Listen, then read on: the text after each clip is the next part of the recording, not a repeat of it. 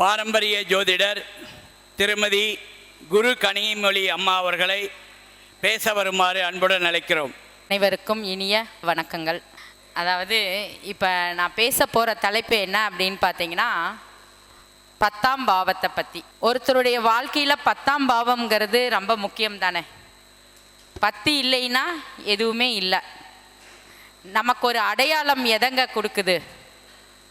நம்ம செய்யக்கூடிய தொழில் தானே நமக்கு அடையாளம் கொடுக்குது. பால்காரன்னு சொல்லுவோம் இல்லையா, துணிக்காருன்னு சொல்லுவோம். இப்படி இந்த மாதிரி தானே நம்ம சொல்கிறோம். ஒருத்தரை கூப்பிட்றப்ப நம்ம எப்படி சொல்கிறோம்? நம்மளுடைய தொழிலை அதாவது மையப்படுத்தி தான் முதன்மையாக நம்மளை எல்லோருமே சொல்கிறாங்க இல்லைங்களா. அப்போ நமக்கு தொழில் எவ்வளவு இன்றியமையாததுங்கிறது நமக்கு எல்லோருக்குமே தெரியும். ஒரு சிலருக்கு 6ஆம் பாவம் வேலை செய்யும், ஒரு சிலருக்கு 10ஆம் பாவம் வேலை செய்யும், ஒரு சிலருக்கு 6, 10 இரண்டுமே வேலை செய்யும் இல்லைங்களா. அப்போ ஒருத்தருக்கு 6 வேலை செய்யுது அப்படின்னா அவர்கள் என்ன மாதிரி இருக்கும், அதாவது எந்த மாதிரி அமைப்பு இருக்கும் அப்படிங்கிறத நம்ம பார்ப்போம். 10ஆம் பாவம் சுயதொழில் வேலை செய்யணும் அப்படிங்கிறது எப்படி இருக்குங்கிறதையும் நம்ம பார்ப்போம். அடுத்து பார்த்திங்கன்னா 6, 10 இரண்டும் இணைந்திருந்தால் அவர்களுடைய அமைப்பு, தொழில் அமைப்பு எப்படி இருக்கும் அப்படிங்கிறதையும் பார்ப்போம். அதே மாதிரி ஒவ்வொரு லக்னத்துக்கும் என்ன மாதிரி அமைப்பு இருக்கிறதுங்கிறதையும் நம்ம பார்ப்போம். ஓகேங்களா. இப்போ 10ங்கிறது சுயதொழில். ஓகேங்களா. அது எல்லோருக்கும் இருக்குமா? இருக்காது இல்லையா. அப்போ நிறைய பேர் பார்த்திங்கன்னா சுயதொழில், சொந்த தொழில் ஆரம்பித்து அதில் மிகவும் நஷ்டப்பட்டு அதுக்கப்புறம் வேலைக்கு போகிறவங்க நிறைய பேர் இருக்காங்க இல்லையா. அப்போ இந்த சுயதொழில் யார் யார் ஜாதகத்தில் என்னென்ன அமைப்பு இருந்தால் பிரச்சனையை கொடுக்கும், யாருக்கு நல்லா இருக்கும் அப்படிங்கிறத நம்ம பார்ப்போம். ஏன்னா ஃபஸ்ட்டு எடுத்துட்டோம் அப்படின்னா நம்மளுடைய லக்னத்துக்கும் ராசிக்கும் 10ஆம் அதிபதி என்னவா வராரு அப்படிங்கிறத நம்ம முதல்ல பார்க்கணும். லக்னத்துக்கு அப்புறம் அது இல்லாமல் 10ஆம் அதிபதிங்கிறது என்னென்னா நம்ம காலபுருஷ ராசிக்கு சனி பகவானை சொல்லுவோம் இல்லையா, கர்மகாரகன் ஜீவனக்காரகன் சொல்லுவோம் இல்லையா. அப்போ சனி பகவானை நம்ம பார்க்கணும். அப்போ நம்ம ஜாதகத்தில் 10ஆம் அதிபதி யாரோ அதே மாதிரி கர்மக்காரகனான சனி யாரோ அப்படி அவங்க 2 பேரும் எப்படி இருக்கிறாரு, அவங்களுக்குள்ள ரிலேஷன்ஷிப் எப்படி இருக்குது அப்படிங்கிறத நம்ம பார்க்கணும். ரிலேஷன்ஷிப்னா என்னங்க, அதாவது இந்த 10ஆம் அதிபதியான சனியும் நம்ம லக்னத்திற்கு 10ஆம் அதிபதி யாரோ அவங்களும் ஏதாவது ஒரு விதத்தில் இணைவு பெற்று இருக்க வேண்டும். இந்த அதிபதியும் அந்த அதிபதியும் ஒன்றா இருக்கலாம், இல்லை நட்சத்திர சாரம் மாற்றி பெற்றிருக்கலாம். ஃபார் எக்ஸாம்பிள் எடுத்துக்கிட்டிங்க அப்படின்னா இப்போ சனி பகவான் இருக்கார், 10ஆம் கர்மகாரகன் சனி பகவான் தனுசு லக்னமாக இருந்தால் என்ன, 10ஆம் அதிபதி புதனாக வருவார் இல்லையா. அப்போ சனி புதன் ஒன்றாக இருந்தோ அல்லது சனி புதனுடைய நட்சத்திரம் வாங்கியோ இல்லது புதன் சனியோட நட்சத்திரம் வாங்கியோ இல்லை நட்சத்திர பரிவர்த்தனையோ இல்லை சாரம் பெற்ற ஏதாவது ஒரு இணைவு திரிகோணத்திலேயோ இணைவு பெற்று இருந்தால் இவர்களுக்கு சொந்த தொழில் செய்யக்கூடிய அமைப்பு இருக்கும். அதே மாதிரி பார்த்திங்கன்னா 10ஆம் அதிபதி 2ஆம் இடத்தை பார்க்கணும், லக்னத்தை பார்க்கணும், பார்த்தாலும் இவர்கள் சொந்த தொழில் செய்யறதுக்கு உண்டான அமைப்பு இருக்கும். அந்த ஒரு ரூலும் இவங்க சொந்த தொழில் செய்யறதுக்கு இருக்கா அப்படிங்கிறத நம்ம பார்த்துக்கலாம். அதே மாதிரி பார்த்திங்கன்னா 10ஆம் அதிபதி ஏதாவது ஒரு விதத்தில் லக்னாதிபதியோடு சம்மந்தப்பட்டு 3, 10 சம்மந்தப்பட்டு இருந்தது அப்படின்னா அவர்கள் கம்யூனிகேஷன் சம்மந்தப்பட்ட தொழிலில் இருப்பாங்க. அப்போ அவங்களுக்கு கம்யூனிகேஷன் மூலம் வருமானம் இருக்கும் அப்படிங்கிறத நம்ம எடுத்துக்கலாம். அந்த மாதிரி ஒரு இணைவு இருக்குது அப்படிங்கிறத எடுத்துக்கலாம். எந்த மாதிரி இணைவு இருந்தால் அவர்கள் சொந்த தொழில் செய்யக்கூடாது அப்படிங்கிறது நமக்கு ரொம்ப முக்கியம் இல்லையா. அதாவது ஜாதகத்தில் சந்திரன் ராகு சேர்க்கையோ சந்திரன் கேது சேர்க்கையோ அல்லது சூரியன் ராகு சேர்க்கையோ சூரியன் கேது சேர்க்கையோ அல்லது குரு சேர்க்கை குரு ராகு சேர்க்கையோ குரு கேது சேர்க்கையோ அல்லது சுக்கிரன் ராகு சேர்க்கையோ சுக்கிரன் கேது சேர்க்கையோ இவர்கள் சொந்த தொழில் ஆரம்பித்தால் கண்டிப்பாக ஏதாவது ஒரு விதத்தில் மிகவும் தோல்வி அடைந்து அதற்கப்புறம்தான் வெற்றி பெறுவதற்கு வாய்ப்புகள் இவர்களுக்கு அதிகமாக உள்ளது. இது நிறைய பேரோட ஜாதகத்தில் நம்ம பார்த்துக்கலாம். என்ன மாதிரி இருக்கும் அப்படின்னு பார்த்தீங்கன்னா சுக்கிரன் ராகு அப்படிங்கிறப்ப அவர்களுக்கு தோல்வி என்ன மாதிரி அமையும் அப்படிங்கிறத நம்ம எடுத்துக்கிட்டோம் அப்படின்னா அவர்கள் பார்த்திங்கன்னா அதீத ஆசையினால் நிறைய லாபம் வரணும் அப்படிங்கிற நோக்கத்தோட தவறான முறையில் வந்து இன்வெஸ்ட் பண்ணி தொழிலை செஞ்சு தவறான இதனால அவர்களுக்கு வந்து அதாவது தவறான சேர்க்கையினாலேயோ நட்புகள் மூலமாலேயோ அவர்களுக்கு தொழிலில் வந்து நஷ்டம் ஏற்படுறதுக்கு வாய்ப்பு இருக்குது.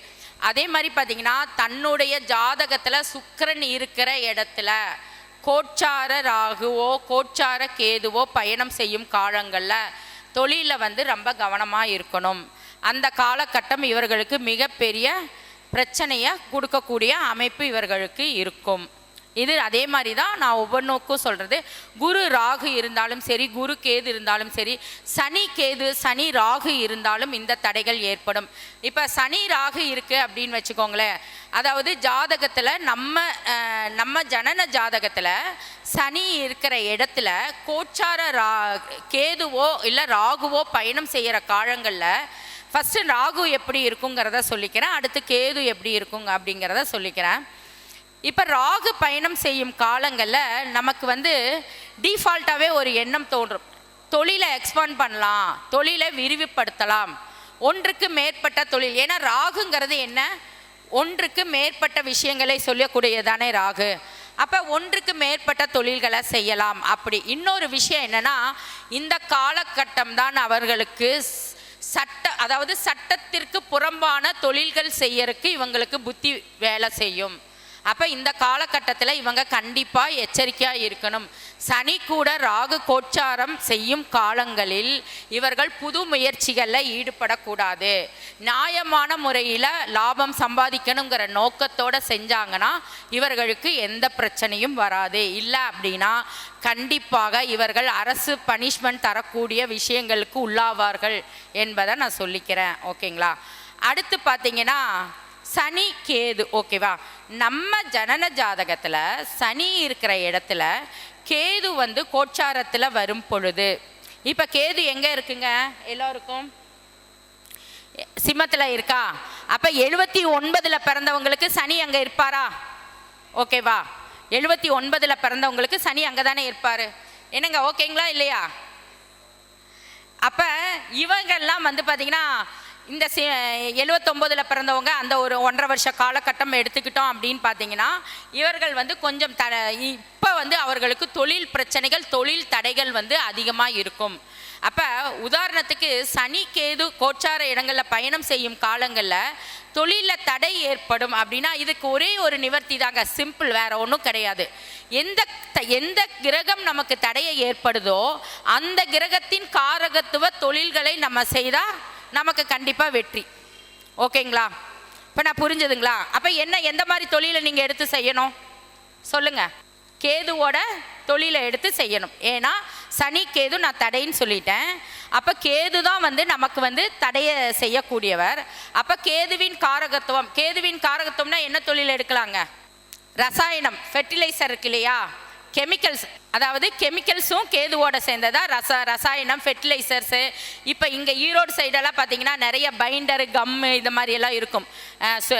என்ன சாஃப்ட்னரு இந்த மாதிரி எல்லாம் அந்த மாதிரி தொழில் செய்யலாம். கெமிக்கல்ஸு, டைஸ் அண்ட் கெமிக்கல்ஸு அந்த மாதிரி தொழில் செய்யலாம். மருந்து, அதாவது ஃபார்மசி இருக்கு இல்லையா, அந்த மாதிரி ஆன்மீகம் சம்மந்தப்பட்ட என்ன சார் பூஜா சம்மந்தப்பட்ட தொழில் செய்யலாம். அதாவது பூக்கடை வைக்கிறது, ஏன்னா பூ வந்து கயிறு வர்றது, இந்த மாதிரி பூக்கடை செய்கிறது, பூக்கடை கட்டுறது. அதே மாதிரி உணவு பண்டங்கள்லாம் குறிப்பாக பார்த்திங்கன்னா இடியாப்பம் இதெல்லாம் பார்த்திங்கன்னா கேதுவோட காரகத்துவத்தெல்லாம் வரும். அந்த மாதிரி எல்லாம் வந்து இந்த மாதிரி உணவு, அதாவது ஆன்மீகத்தில் வந்து பார்த்திங்கன்னா இப்போ பூஜா ஸ்டோர்ஸ்ன்னு இருக்கு இல்லையா, அந்த கடைக்குள்ளே நம்ம போயிட்டோம் அப்படின்னாலே ஆன்மீகம் சம்மந்தப்பட்ட அத்தனை விஷயங்களும் இருக்கும். அந்த மாதிரி கடை ஆரம்பிக்கிறது, இந்த மாதிரி கேதுவின் காரகத்துவமான தொழில்கள் எதையோ அதை எடுத்து நம்ம செய்கிறப்ப தொழில் தடை நீங்கும். இதற்கு பரிகாரமாக நம்ம என்ன செய்யணும் அப்படின்னு பார்த்தீங்கன்னா ஒரு சனிக்கிழமை அன்று ஜீவ சமாதி சென்று சித்தர் வழிபாடு, அதாவது நீங்கள் என்ன நட்சத்திரத்தில் பிறந்தீர்களோ அந்த நட்சத்திரத்தில் சித்தர் எவரோ அவரின் ஜீவ சமாதி வழிபாடு செய்கிறது சிறப்பு.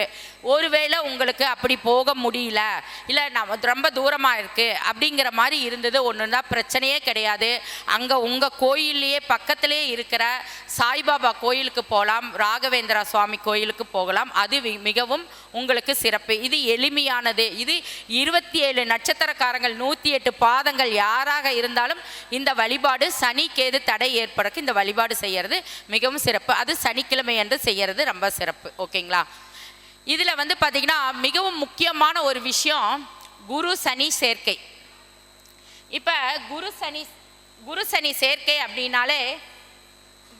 சேர்க்கை அப்படின்னாலே நம்ம என்ன செய்வோம் அப்படின்னா பிரம்மகத்தி தோஷம் சொல்லுவோம் இல்லையா? இதில் இந்த குரு சனிக்கு ஒரு மிகப்பெரிய சூட்சுமம் இருக்குதுங்க.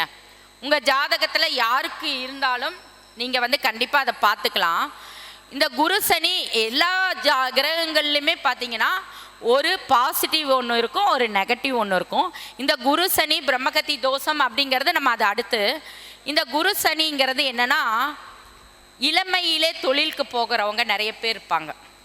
ஓகேங்களா? 16-17 வயசுலேயே படித்து முடிச்சுட்டு தொழிற்கல்வி அந்த மாதிரியெல்லாம் படித்து முடிச்சுட்டு வேலைக்கு போகிறவங்க நிறைய பேர் இருப்பாங்க.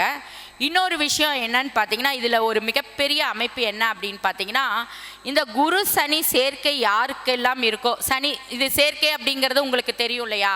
குரு சனியை பார்க்குறதோ இல்லை சனி குருவை பார்க்குறதோ இல்லை குருவும் சனியும் சேர்ந்து ஒரே இடத்துல இருக்கிறதோ, குருவின் வீட்டில் சனியோ இல்லை சனியின் வீட்டில் குரு இருந்தாலோ நட்சத்திர பரிவர்த்தனை ஆனாலுமே நம்ம இந்த இதை எடுத்துக்கலாம்.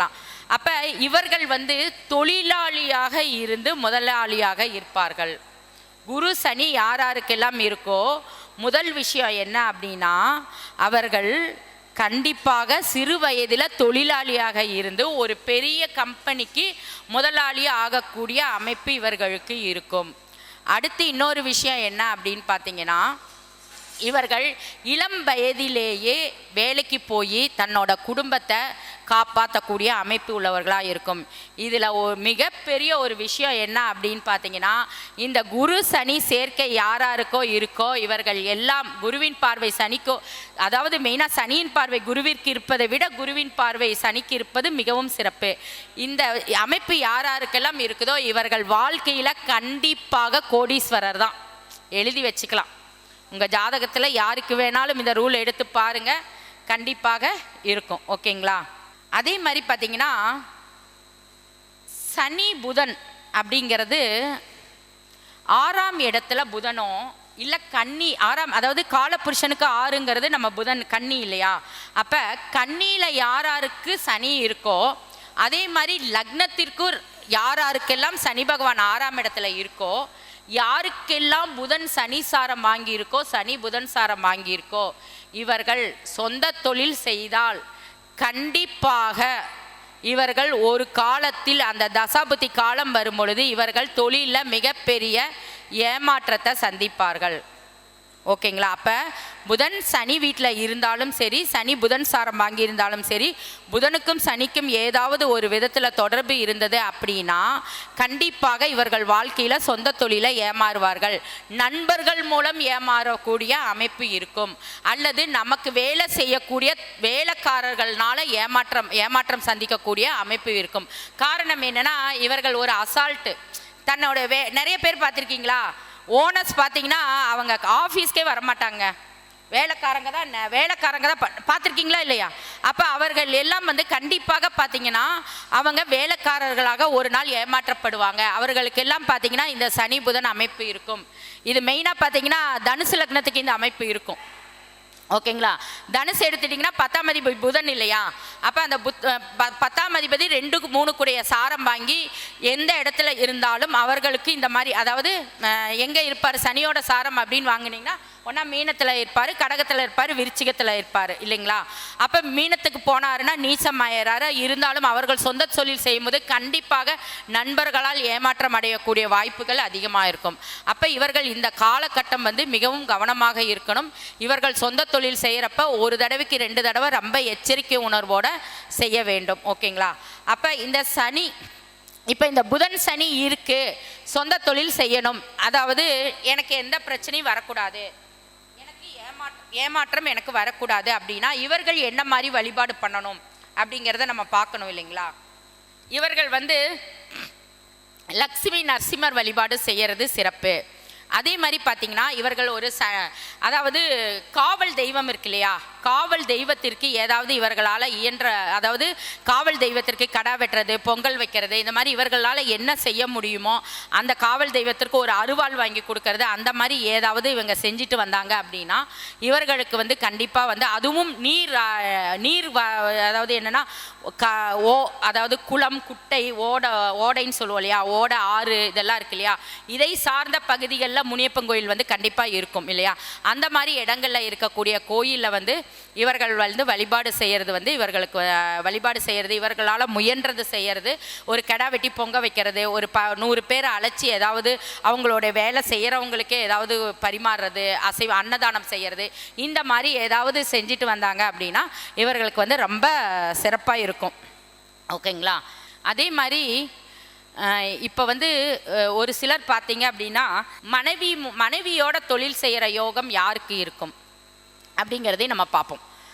அப்போ இப்போ ஒன்றுமே ஃபார் எக்ஸாம்பிள் இங்கேயே எடுத்துக்கலாமே, நம்ம பிரகாஷும் அவங்க ஒய்ஃபும் ஒன்றா சேர்ந்து தானே தொழில் நடத்திட்டு இருக்காங்க. அப்போ என்ன மாதிரி அமைப்பு இருக்கும் அப்படின்னு பார்த்தீங்கன்னா, நம்மளுடைய பாவம்ங்கிறது 7ஆம் பாவம் இல்லையா, ஓகேங்களா. அப்போ 7ஆம் பாவம்ங்கிறது மனைவி.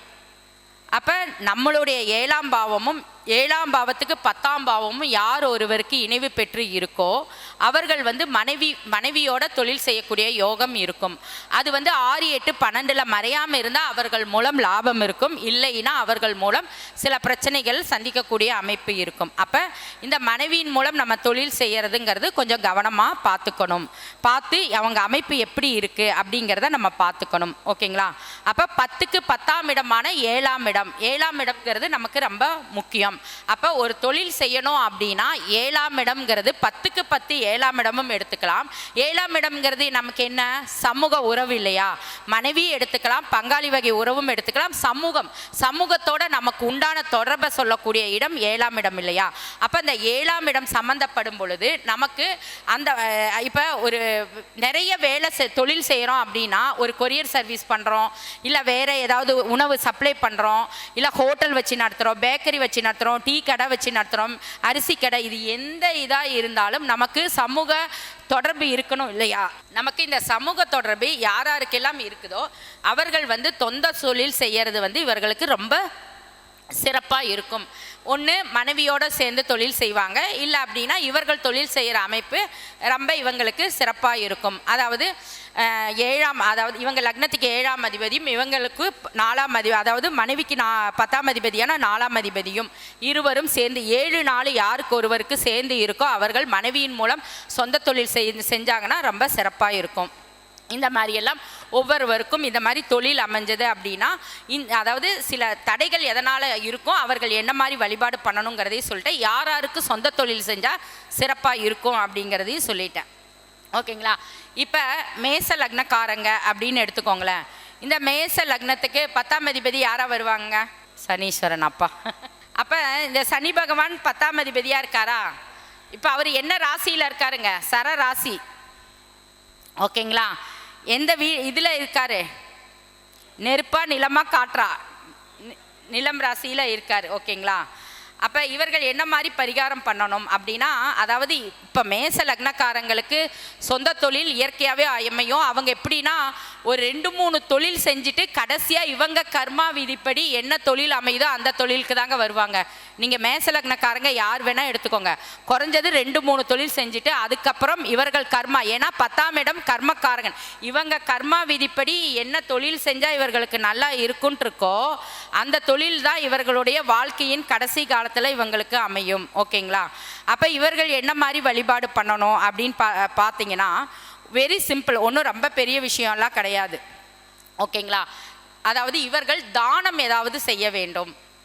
இந்த 10ஆம் அதிபதி எந்த இடத்துல இருக்காரு அப்படிங்கிறத பொறுத்து, உதாரணத்துக்கு நான் காலபுருஷ ராசிக்கு உதாரணமாக எடுத்து சொல்கிறேன். சர ராசியில் நில வீட்டில் இருக்குது அப்படிங்கிறனால இவர்கள் தான தர்மம் ஏதாவது செய்யணும். அப்போ தான தர்மம் ஏதாவது செய்யணும் அப்படின்னா என்ன மாதிரினா, இவங்களுக்கு தொழிலாளர்கள்லாம் இருக்கிறாங்க இல்லையா, அவர்களுக்கு ஏதாவது உதவி பண்ணணும். அந்த மாதிரி ஏதாவது உதவி பண்ணினாங்கன்னா இவர்களுடைய தொழில் வந்து நல்லா மேலே வளரக்கூடிய அமைப்பு இருக்கும். ஒன்றும் இல்லை, அவங்க தொழில் வேலைக்காரங்க இருக்காங்கன்னு வச்சுக்கோங்களேன், சிம்பிளாக செய்யலாம். அவங்க இடத்து பக்கத்தில் அவங்களுக்கு ஒரு சின்ன வீடு மாதிரி கட்டி கொடுக்கறது, ஒரு இடம் வசதி செஞ்சு கொடுக்கறது, ஒரு தங்கறக்குண்டான வசதி செஞ்சு கொடுக்கறது, இந்த மாதிரியெல்லாம் செஞ்சு கொடுத்தாங்க அப்படின்னா, ஒரு 10 பேத்துக்கு ஒரு சின்ன சின்ன ரூமாக போட்டு கொடுத்து இந்த மாதிரியெல்லாம் செஞ்சு கொடுத்தாங்க அப்படின்னா அவர்கள் தொழில் வந்து நல்லா மேலே மேலே சிறப்படையக்கூடியான வாய்ப்பு இருக்கும். ஓகேங்களா? அடுத்து ரிஷபம். இந்த ரிஷபத்துக்கு 10ஆம் அதிபதி யாருங்க? ஓகேங்களா? அதுவும் சனி பகவான் தான். ஓகேங்களா? அப்போ இந்த சனி பகவானுக்கும் அந்த சனி பகவானுக்கும் வித்தியாசம் வருமா வராதுங்களா? கண்டிப்பாக வரும். ஏங்க? என்னங்க? Okay, super. அப்போ இந்த சனி பகவான் அதாவது சரராசியில் இருந்து நிலராசியாக இருந்தார்.